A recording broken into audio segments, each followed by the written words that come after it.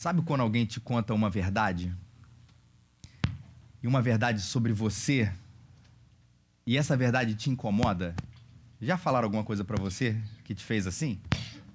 Uma verdade que te mexe com você, uma verdade que te incomoda, que te faz pensar a respeito de você mesmo. Sabe aquilo que te perturba? Não é uma sensação boa, é?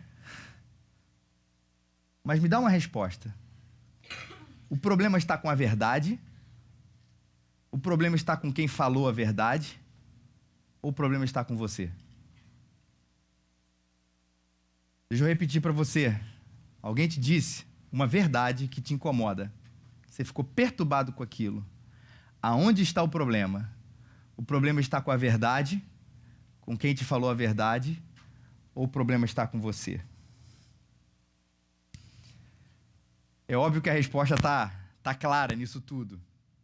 O problema nunca está com a verdade, tá? A verdade é verdade. O problema também não está com quem falou com você, porque por mais às vezes que a pessoa tenha falado de um jeito ruim, e a gente às vezes como um artifício de defesa começa a dizer, mas é o jeito que você me falou. Claro que é muito importante a gente saber se comunicar da maneira certa com o outro, especialmente motivado pelo amor. Se a gente estiver motivado pelo amor, a chance da coisa dar certo na nossa comunicação vai ser muito boa. Mas o problema não está no que a pessoa te falou, ou com ela que te falou. O problema está com a gente, quando a gente se percebe com os olhos abertos para alguma coisa que a gente não estava enxergando. E a verdade dói. E lidar com essas verdades que mexem com a gente não é fácil mesmo. E não é fácil para mim, não é fácil para você, não é fácil para um homem que conhecia Jesus muito de perto. Esse homem era o apóstolo Paulo. E uma vez ele falou uma frase, que obviamente é uma das frases mais emblemáticas quando fala a respeito desse assunto que a gente está estudando aqui. Para quem não sabe, talvez você tenha vindo aqui pela primeira vez, a gente está estudando essa série de mensagens, quantos de vocês você é. Ele falou uma frase que chama a gente a atenção demais. Ele disse, eu não entendo o que eu faço, porque eu não pratico o que eu quero, e sim o que eu odeio, ou o que eu não quero. Eu não entendo o que eu faço. Não entendo. Eu não pratico o que eu quero. Eu pratico sim o que eu odeio. Você imagina alguém falando isso com tranquilidade?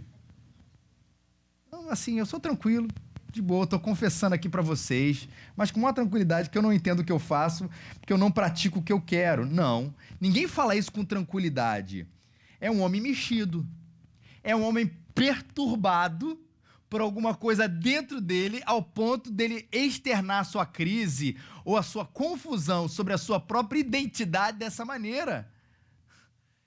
Eu não entendo o meu modo de agir, porque eu não entendo o porquê que eu não pratico o que eu quero e pratico sim o que eu odeio. O que fez ele falar isso tudo? Como eu disse para vocês, um conflito. E aí eu quero ler com vocês a passagem inteira que mostra por que ele disse isso, ou como a verdade mexeu com ele ao ponto dele falar o que ele falou. E isso ele escreveu lá num livro, numa carta que ele escreveu para uma igreja que se reuniu numa cidade em Roma. A gente chama essa carta a Carta aos Romanos, que Paulo escreveu no capítulo 7. Vamos abrir? Se você precisa de uma Bíblia, levanta a sua mão. O pessoal da recepção já está vindo aqui para te entregar com a Bíblia já, com o marcador de Bíblia, no texto que nós vamos ler. Só você procurar. Já está em Romanos 7, só você procurar o marcador de Bíblia. Tem lá atrás também, Jefferson, do lado da Sofia ali, levantou a mão. Quando você abrir esse texto, Romanos 7, só procurar o númerozão grande, 7, e depois procura os números pequenininhos, e a gente vai ler o 7 até o 25. O conflito de Paulo era com a verdade, ou como ele vai chamar aqui o tempo inteiro. Você vai ver que existem duas palavras que aparecem muito, lei e pecado. Pecado, lei, lei, pecado, pecado, lei. Paulo vai falar isso o tempo inteiro. E a crise dele é com a verdade, com a lei de Deus. E quando ele fala a respeito da lei de Deus, gente, vamos ter que olhar para a Bíblia que Paulo lia naquela época. O Novo Testamento, após Jesus Cristo, esse texto da Bíblia após Jesus Cristo estava sendo escrito, inclusive com essas palavras que ele acabou de dizer. Ele estava lendo o Antigo Testamento. lembrando a Torá, né, a primeira parte da Bíblia, antes de Jesus, e que a gente tende a ver sempre muito o Antigo Testamento como histórias, algumas estranhas para nós, ou como a questão da lei de Deus no Antigo Testamento, como um bando de mandamentos sobre o que é certo e o que é errado. Não é verdade? A gente pensa a lei de Deus, na verdade, só o que é certo e o que é errado, o que é certo e o que é errado. E é óbvio que lá está escrito isso, nós vamos falar isso daqui a pouco, mas o Antigo Testamento vai mostrar muito da grandeza de Deus. O Antigo Testamento vai revelar para a gente muito os atributos de Deus, ou o caráter de Deus, ou os adjetivos de Deus, ou mostrar para a gente quem Deus é. O Antigo Testamento mostra, aponta já e fala de Jesus Cristo. E você sabe quem falou que o Antigo Testamento fala a respeito de Jesus Cristo? O próprio Jesus Cristo.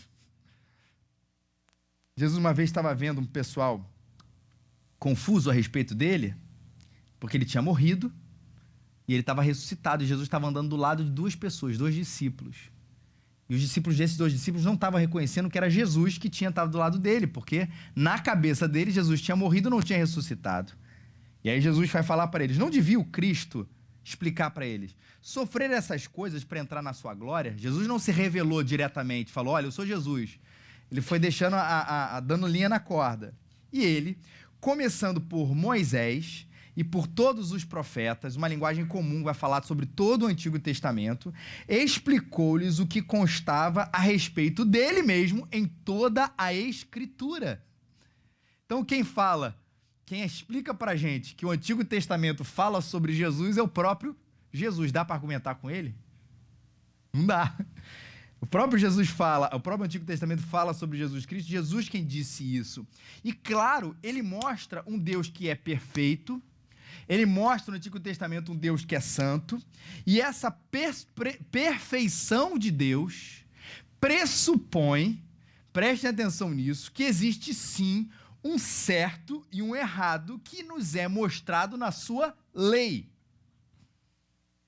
O Antigo Testamento e o Novo também, eu estou falando só do Antigo Testamento porque é a ele que Paulo está se referindo, vai mostrar que sim, existe um Deus santo, ou justo, ou bom, perfeito, e essa perfeição, ela pressupõe de que existe um certo e de que um errado. Se existe o perfeito, é porque existe um imperfeito. E ele espera a nossa obediência a esses mandamentos, aquilo que sim é certo e aquilo que é errado, por alguns motivos. Primeiro deles, se para Deus é bom ser santo, gente, por que não seria bom para a gente? Porque existe uma ideia um pouco assim, de que esse negócio de que certo e errado é meio relativo, a gente vai falar um pouquinho daqui a pouco, não é bem assim, ou não é assim, mas existe uma ideia de que assim, cara, nós somos humanos. Não, peraí só, quem criou todas as coisas, se para ele é bom ser santo, por que para você acha que não é? Se para Deus é bom fazer as coisas certas, essa linguagem que eu vou falar é só, por favor, metafórica. Se para Deus é bom obedecer as coisas certas, é claro que Deus não obedece, a lei é só um reflexo de quem ele é, mas se para Deus é bom obedecer essas coisas certas, por que não seria bom para a gente? Se é bom para o próprio Deus, é claro que é bom para nós, irmãos.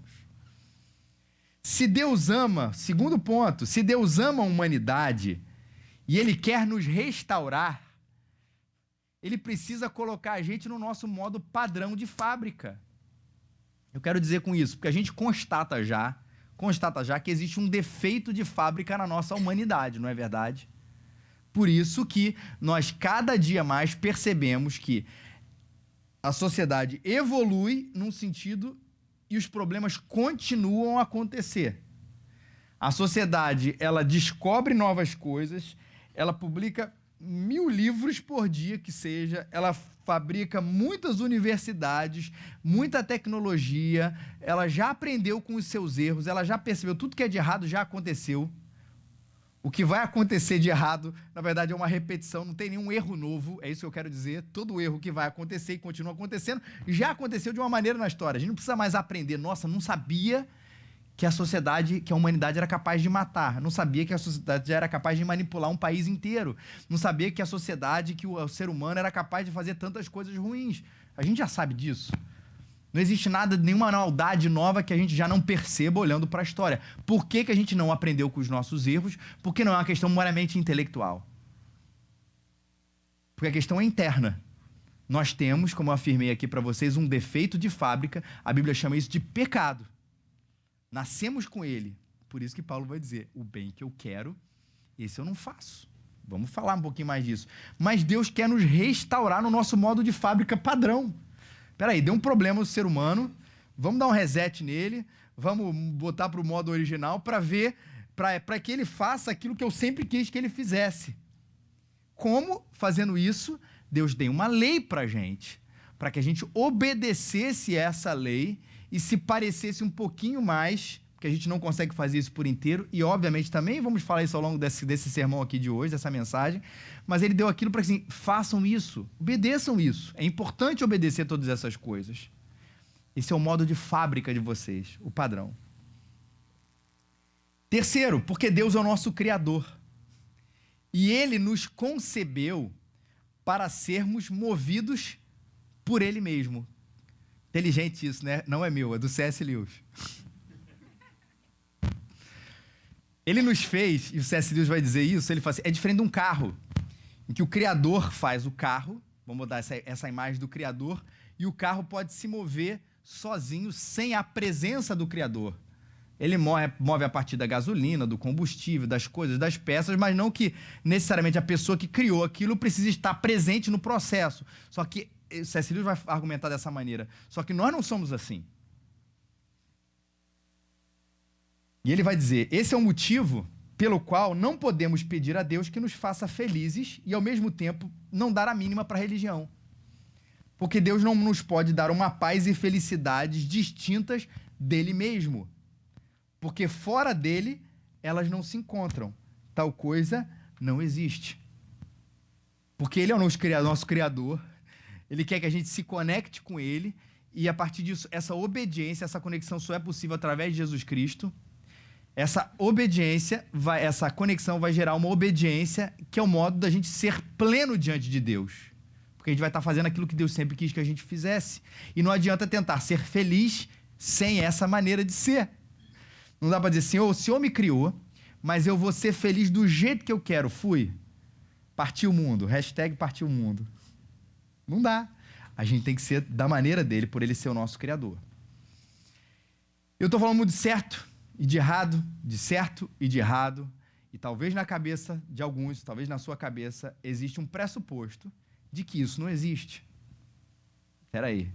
Ainda mais vindo de um religioso, de um pastor, essa coisa de certo e errado, ela é pura manipulação que vocês fazem, que a religião faz, que a igreja evangélica faz, o cristianismo faz para controlar as pessoas, porque a gente não acredita em certo e errado. Deixa eu usar ele de novo, o próprio C.S. Lewis. O texto é um pouquinho longo. Não é muito não, calma. Mas me escutem. Ele diz o seguinte, é certo que existem diferenças entre as doutrinas morais dos diversos povos, mas elas nunca chegaram a constituir algo que se assemelhasse a uma diferença total. Se alguém se der ao trabalho de comparar os ensinamentos morais dos antigos egípcios, dos babilônios, dos hindus, dos chineses, dos gregos, dos romanos, vai ficar surpreso com o imenso grau de semelhança que eles têm entre si e também com os nossos próprios ensinamentos morais. Reuni alguns desses dados concordantes no apêndice que escrevi para um outro livro chamado Abolição do Homem.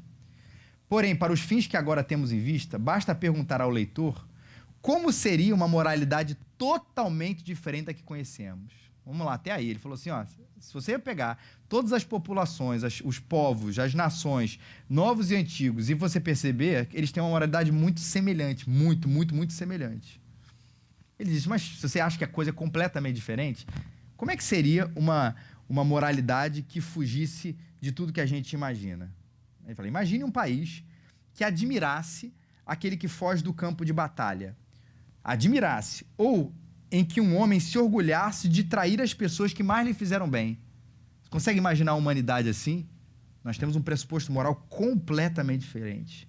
O leitor poderia imaginar, igualmente, um país em que 2 e 2 são 5. Os povos discordam de que são as pessoas com quem você deve ser altruísta. sua família, seus compatriotas ou todo o gênero humano. Alguns países enfatizam mais família, compatriotas ou gênero humano, mas sempre concordam em que você não deve colocar a si mesmo em primeiro lugar. O egoísmo nunca foi admirado. Os homens divergiram quanto ao número de esposas que podiam ter, se 1 ou 4, mas sempre concordaram que você não pode simplesmente ter qualquer mulher que aparecer. O mais extraordinário, porém, é que sempre nos encontramos um homem a afirmar que não acredita na existência do certo e do errado. Vemos logo esse homem mudar de opinião em seguida. Ele pode não cumprir a palavra que lhe deu. Ele vai dizer, como é que esse homem muda de opinião? Ele pode não cumprir a palavra que ele deu a você. Mas se você fizer a mesma coisa com ele, ele dirá, não é justo. Não é verdade, gente? Antes que você possa dizer Cristóvão Colombo, maneira dos britânicos falarem, um país pode dizer que os tratados de nada valem. Não, nossa moralidade, os tratados não valem nada. Porém, no momento seguinte, porá sua causa a perder, afirmando que o tratado específico que pretendem romper com ele não é um tratado justo.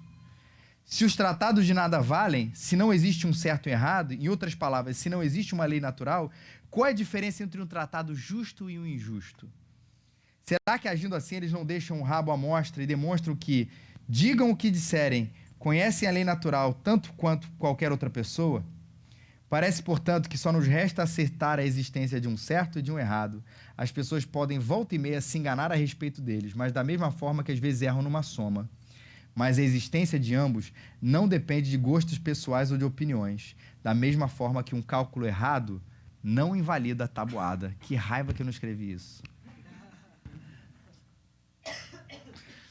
Resumindo, as civilizações têm um certo e errado, nós temos um certo e errado, podemos dizer não, que nós não temos, mas no momento que nós somos feridos, a gente vai dizer assim, pô, vacilo, injustiça, mas eu não tenho certo e errado, mas com você, você percebe que dentro de você, você se sente injustiçado, e os nossos certos e errados são sempre muito parecidos, por isso que Paulo vai dizer, voltando aqui para o texto, que a lei é boa. Ele diz isso de diversas maneiras, em diversos momentos no texto. Você reparou isso? Que diremos, pois, a lei é pecado? De modo nenhum. Descobri que o mandamento era para a vida. De modo que a lei é santa, o mandamento santo, justo e bom. Ele produziu em mim a morte, mas no meio de uma coisa que era boa. Porque sabemos que a lei é espiritual. Paulo dizendo, lendo os versículos, concordo que a lei é boa. Ele vai dizer, a crise não é com a lei. Ele já reconheceu, C.S. Lewis, na verdade, fez um eco do que Paulo falou, que óbvio que a lei é muito boa, ela está implícita, inclusive no nosso coração, a gente percebe isso, distorcidamente, mas a gente percebe isso. A lei é boa, ela é necessária, a lei reflete o caráter de Deus, ela é necessária para nós, ela é necessária para a humanidade, a crise dele é com ele mesmo. A lei é boa, o problema não está com a verdade, a lei é boa. Deus é quem nos deu a lei, o problema não está em quem me disse a lei. Deus. O problema está comigo. Nós é que somos o problema. E aí ele vai dizer da sua crise. Por quê? A lei, o que é certo, o que é errado, que Deus deu para a humanidade, ela fez a gente conhecer o nosso pecado. Primeira coisa. Contudo, eu não conheceria o pecado se não fosse pela lei, porque eu não conheceria a cobiça se a lei não dissesse. A lei me fez conhecer o que é certo e errado, e por isso ela me fez conhecer o que é errado. E a ignorância, de uma certa forma, não é uma bênção, mas ela poderia dar uma certa tranquilidade ao que Paulo está dizendo. Ela não estaria crise para o apóstolo Paulo. Porque quando ele conheceu o que é certo e errado, cara, eu fazia o que eu achava que era bom, achava que era certo, e não me incomodava com isso. No momento que alguém me falou assim, tá errado, putz, me incomoda. Ela desperta em mim esse senso. Esse ano, eu fui lá para os Estados Unidos, nós temos igrejas parceiras, e eu estava no banco de trás. Eu sei que aqui também não pode, mas vocês vão entender o que eu vou falar. Eu estava no banco de trás e estava conversando com um casal. E aí, assim, eles não estavam ouvindo direito. O que eu fiz? Me aproximei. Sabe quando é que você se aproxima pro casal que estava no banco da frente, se aproxima assim para falar? Não, eu queria dizer isso aqui. Assim, não, pelo amor de Deus, volta pro banco de trás. Eu falei, o que foi? Aqui é obrigatório usar o cinto. senão a gente vai levar uma multa. Eu sei que aqui no Brasil também é, mas é uma minoria, né? Que acaba usando no banco de trás. Aí eu falei assim, caraca, não é verdade, desculpa. E fui lá, me retruquei e vou lá pro banco de trás e usei o meu cinto. Até o momento, gente, eu estava fazendo, nesse pequeno exemplo, o que eu queria fazer. Ficar livre no banco de trás, fazer o que eu quisesse. No momento que a lei, ela me disse, isso está errado, opa, eu tenho que me retrair e deixar de fazer o que eu estava fazendo. A lei me fez conhecer o meu pecado e com isso fez me conhecer o quanto eu faço de coisa errada. Por isso que nesse dia, não que a ignorância era uma benção, mas Paulo ficava mais tranquilo. Pelo menos eu não sabia o que era errado. Eu fazia e tudo bem, tudo jóia. Algumas coisas ali estavam esquisitas, mas eu não tinha consciência do tamanho do meu erro, de quantas coisas ruins eu poderia estar fazendo. A lei de Deus tem esse sentido maravilhoso de mostrar pra gente o que está errado, de mostrar, na verdade, o que não será bom pra gente, o que não vai contribuir em nada para a nossa vida. Ela vai mostrar pra gente o que Deus, o nosso Criador, criou para a gente fazer, ou o que Deus, o nosso Criador, não criou para que a gente fizesse. A lei é boa, ela faz conhecer a gente o certo e errado, para que a gente olhe para o certo e fale assim, claro, é óbvio. Ela alerta a gente para os planos e para a vontade de Deus. É isso que eu tenho que falar, é isso que eu tenho que fazer. Mas ela não faz somente isso. Paulo nos mostra, nos fala que a lei me mostra o que é certo e o que é errado, mas ela não é apenas isso. Ele também diz que gera crise. Mas o pecado, aproveitando-se da ocasião dada pelo meu mandamento, provocou em mim todo tipo de cobiça, porque onde não há lei, o pecado está morto. Antes eu vivia sem lei, mas quando veio o mandamento, o pecado reviveu e eu morri. Olha o que ele vai dizer, gente, presta atenção, a lei não apenas informa, a lei ela desperta. Sabe a história do que é proibido é mais? Todo mundo sabe, estou com medo de falar. O que é proibido é mais gostoso. Então Paulo vai dizer assim, olha, a lei acabou fazendo isso comigo. Comentarista chamado Hughes, ele fala o seguinte, pobre Paulo, uma vez que ele percebeu o que era cobiça, tudo o que ele pôde fazer foi cobiçar. A história da dieta. Tá aqui um bando de doce. Né? Se você tem um pensamento gordinho, como algumas pessoas aqui nessa sala, que eu não vou falar, da qual eu não me incluo, obviamente, você vai ficar louco ali para comer um negócio. Mas você até se controla. Até que é um momento que eu digo assim, olha, a partir desse momento você está de dieta, você está proibido de comer todo e qualquer doce. Cara, não atiça a cobiça? Quando diz o não, isso vai lá e acaba despertando na gente, das diversas maneiras, aquilo que a gente não pode fazer, um sentimento que a gente poderia. E você sabe quem discutiu isso de uma maneira sensacional? E ele contou uma história, a história das suas peras, foi Santo Agostinho, ou Agostinho, como a gente chama. Ele disse nas confissões dele, ele falou o seguinte, ele contando a história das peras, isso tem a ver com a questão da cobiça e do despertamento do pecado. Ele fala, havia uma árvore de peras, uma pereira, cheia de fruta, perto da nossa casa, da nossa vinha. Em uma noite de tempestade, nós sorrateiramente planejamos roubá-la e carregar os nossos despojos, que são as suas peras.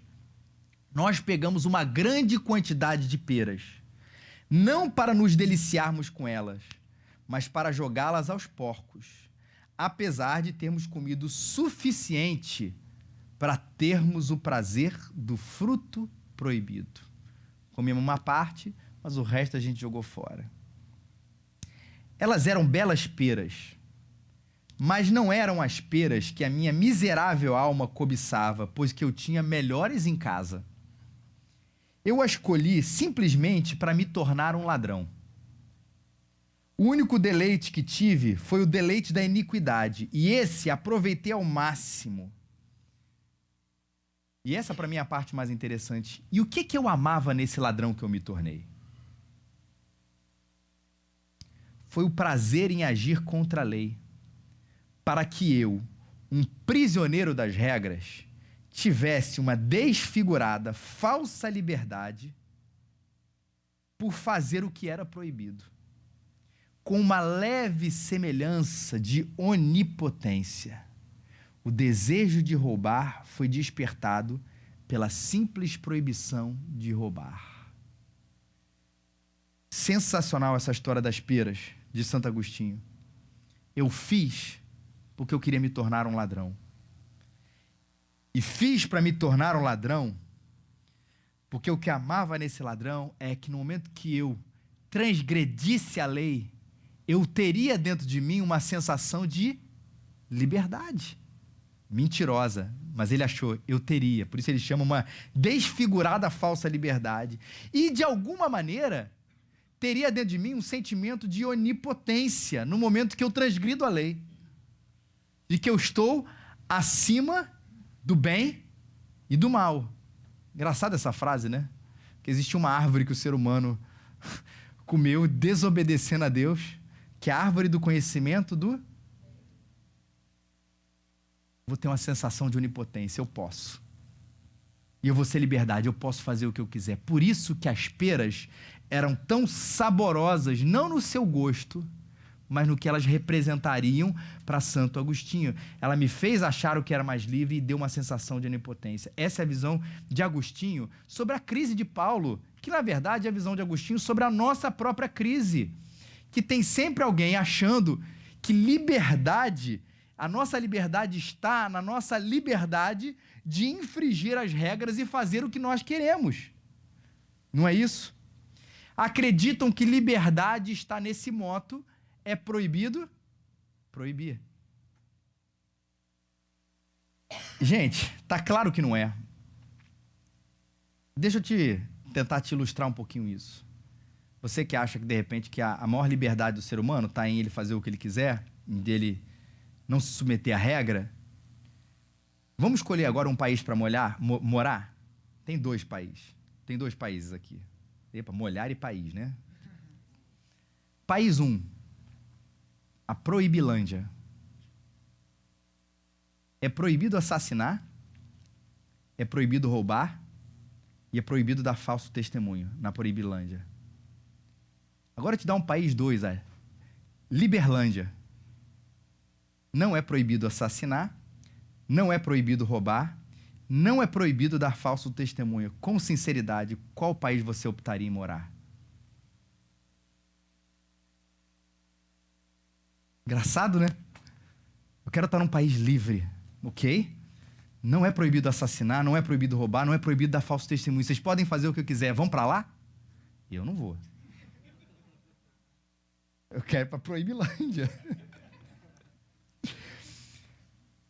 Vamos estreitar isso para a família. Qual o acordo familiar que você prefere? Acordo 1. Para vocês, casais. É proibido ficar com outra pessoa. Para os filhos, é dever dos filhos honrar os seus pais. Esse é o acordo 1. Proibido você, marido, ficar com outra mulher, você, mulher, ficar com outro marido, você, marido, ficar com outra mulher, você, mulher, ficar com outro homem. E é dever dos filhos honrar os seus pais. Esse é o acordo 1. Acordo com regras. O acordo 2, não há essas regras. O casal, fiquem com quem vocês quiserem, e filhos não precisam honrar os seus pais. Com sinceridade, qual família você gostaria de morar? Qual acordo que você gostaria de ter na sua casa, com a sua esposa e com os seus filhos? Claro que está implícito aqui a resposta também. Está clara, a gente quer o acordo 1. Porque a lei de Deus, ela é o quê, gente? Boa.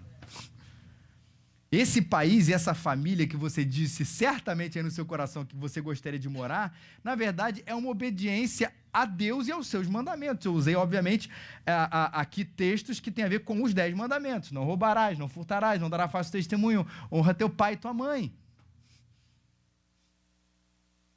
Todos esses a gente acha que sensacional obedecer, eles são preciosos para a gente, que é o que o Salmo também 119 vai falar, o maior salmo da Bíblia, é um salmo de amor a essa lei. Isso é fantástico para a gente. Todo mundo quer viver assim. Mas a crise isso é bom, eu adoraria viver numa família, com uma família assim, eu adoraria viver num país assim, mas quando eu vou viver, Aí que eu encontro o problema. O que era bom tornou-se morte em mim. Porque sabemos que a lei é espiritual, mas eu sou limitado pela carne. Porque eu não entendo o que eu faço, pois não pratico o que eu quero e sim o que eu odeio. Eu sou limitado pela carne, sou escravo do pecado, não pratico o que eu quero. Minha carne não habita bem algum. Querer o bem está em mim, mas não realizá-lo. Não faço o bem que eu quero, mas o mal que eu não quero, esse eu faço. Quando quero fazer o bem, o mal está presente em mim. No homem interior eu tenho prazer de Deus, mas no corpo existe uma lei, na mente existe outra lei. Ou seja, quantos eu sou?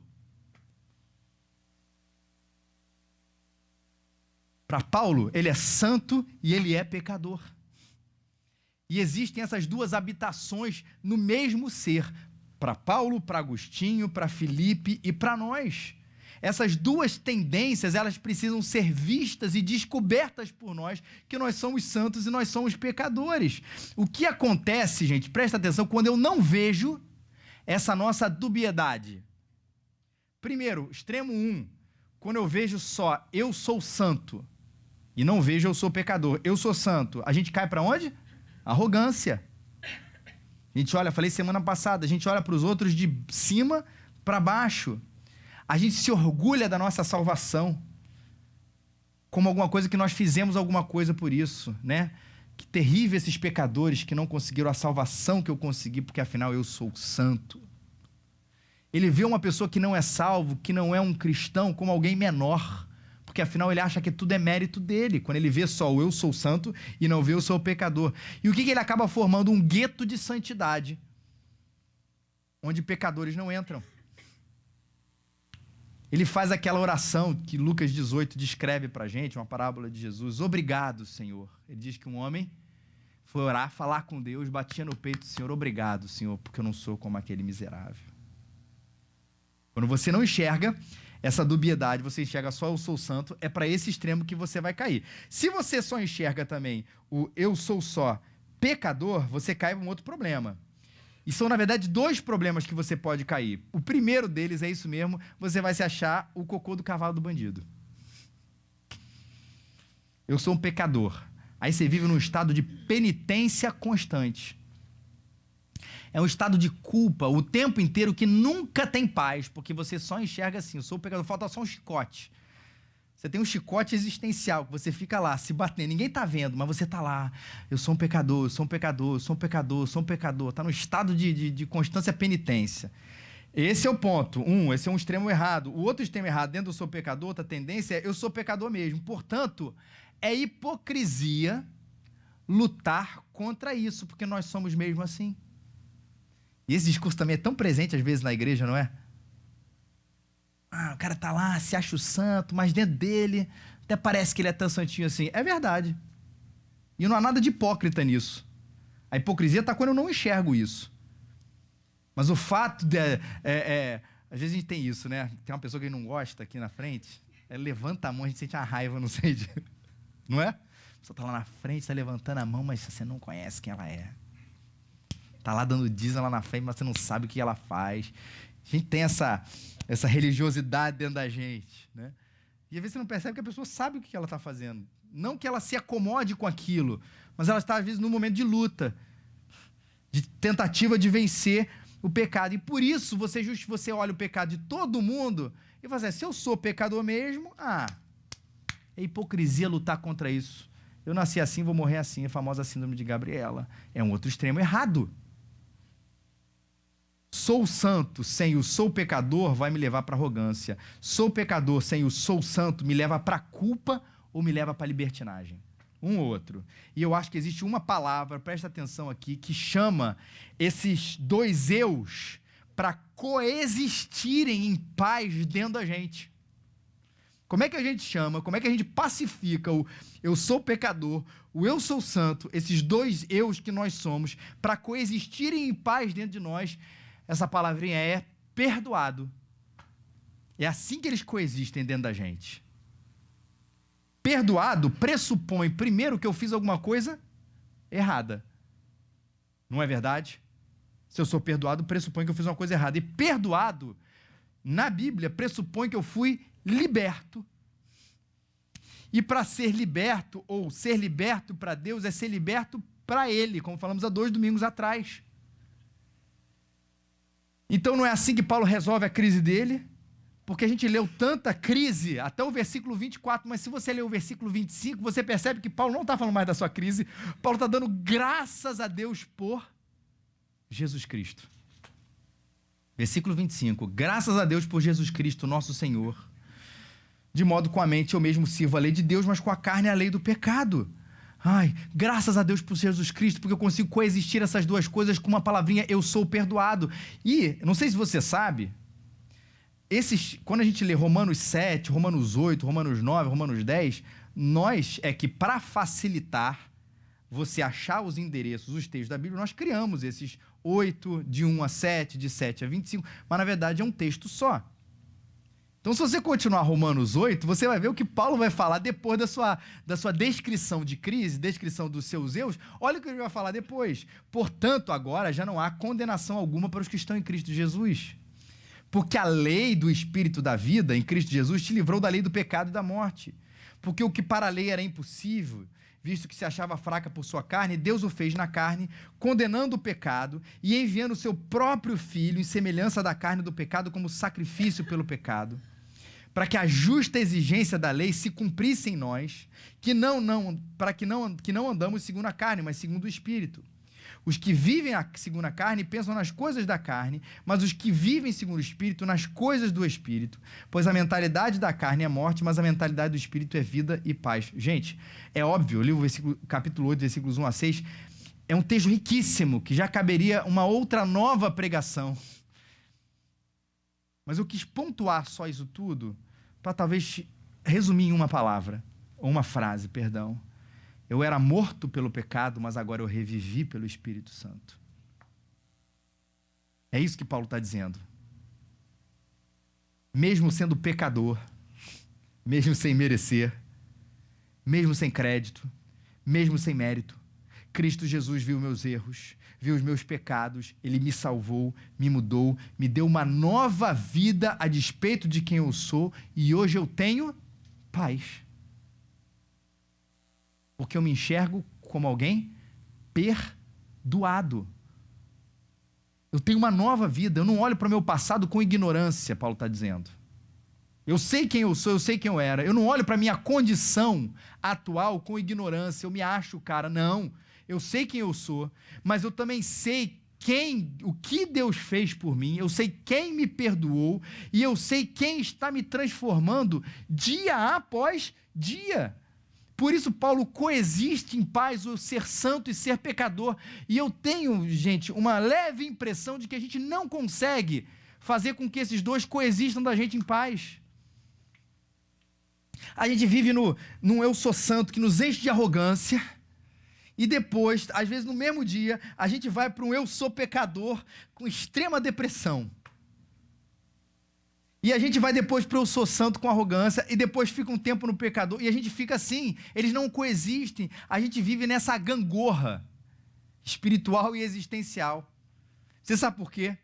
Porque no fundo você não leu o versículo 25.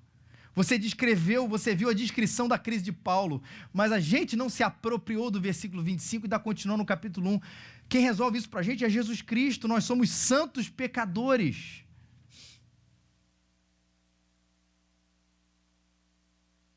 E se nós estamos nessa gangorra, é porque nós estamos tentando conquistar alguma coisa. É porque no fundo isso está em nós. Quando você vive na gangorra, isso quer dizer que eu sou santo e estou me fazendo santo. Eu acertei. Caraca, eu sou bom. Eu acertei. Eu fiz certo. Passei 5 minutos sem pecar. Aí depois, cara, eu não vou pecar, eu não vou pecar, eu não vou pecar, eu não vou pecar, eu não vou pecar. E você caiu, você pecou. Cara, eu não podia ter feito isso. Eu sou a pior pessoa do mundo. Cara, porque Deus só vai, no fundo é isso que está dentro de você, Deus só vai me agradar quando eu estiver naquele lado. E quando é você que se leva para o outro lado, você chega aqui com arrogância, com mérito. Foi isso mesmo, conquistei. E está certo dentro dessa lógica. É uma lógica terrível, mas dentro dessa lógica ele está certo. E aí você vive nesses dois extremos, quando na verdade você é uma pessoa perdoado. Paz e vida só vão acontecer quando você se percebe isso. E aí eu quero encerrar com as palavras dele, Tim Keller. Eu era tão pecador que Cristo teve que morrer por mim. E eu era tão amado que Cristo quis morrer por mim. Só com essa consciência você vai conviver em paz com os seus vocês. Todo dia, mais uma vez, a solução está em Cristo. O Evangelho é tudo para essa igreja. Nós precisamos de Cristo. Para obedecer a Deus, a lei que é boa, a lei que é justa, a lei que é verdadeira, eu preciso de Cristo. Quando eu desobedeço, e isso vai acontecer sempre, eu não digo, eu sou assim mesmo. Eu continuo acreditando, eu sou perdoado. E eu posso recomeçar. E eu continuo sendo amado. E na verdade, inclusive, eu só consigo obedecer algumas coisas porque eu sou perdoado. Por isso que Paulo vai falar do Espírito Santo, porque é o Espírito que dá vida para a gente, para Ele nos fazer uma nova criatura. Para de tentar. Dia a dia, Deus tem derramado para você poder para mudar. Nós somos santos e pecadores. Gente perdoada.